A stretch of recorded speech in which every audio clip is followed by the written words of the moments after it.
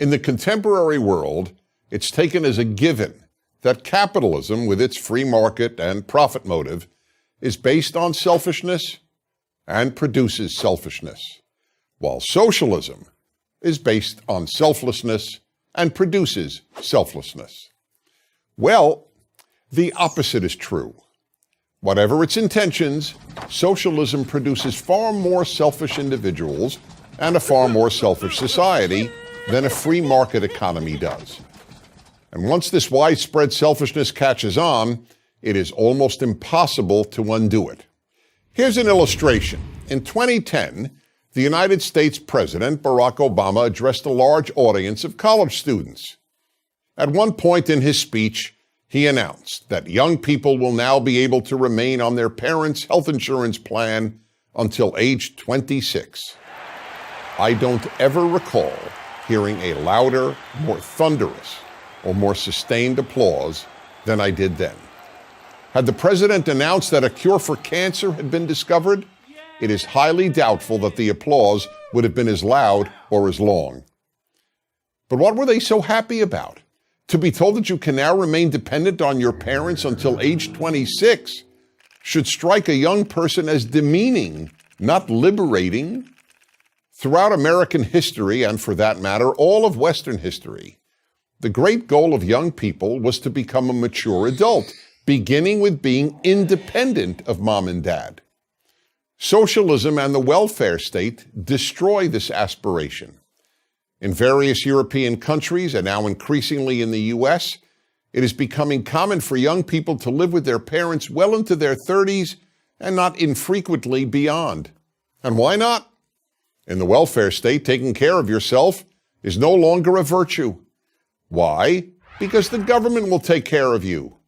Therefore, socialism enables, and as a result produces, people whose preoccupations become more and more self-centered.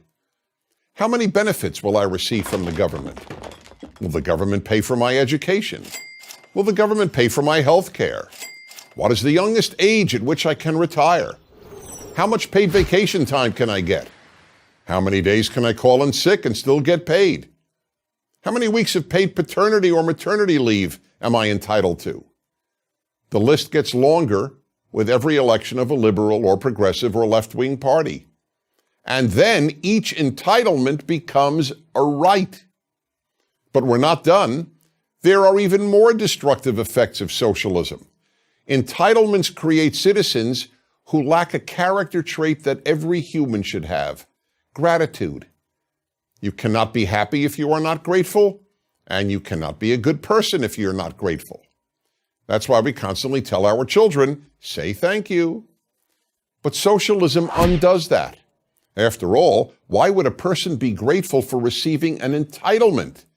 Who's going to be grateful for getting what they're entitled to? So instead of thank you, the citizen of the welfare state is taught to say, what more am I entitled to? Yet the left insists that it's capitalism and the free market, not socialism, that produces selfish people. But the truth is that capitalism and the free market produce much less selfish people. Teaching people to work hard and take care of themselves and others, and that they should earn what they receive, produces less selfish, not more selfish people. Capitalism teaches people to work more. Socialism teaches people to demand more. Which attitude do you think will make a better society? I'm Dennis Prager. To subscribe to our YouTube channel, click here. To help keep our videos free, donate here.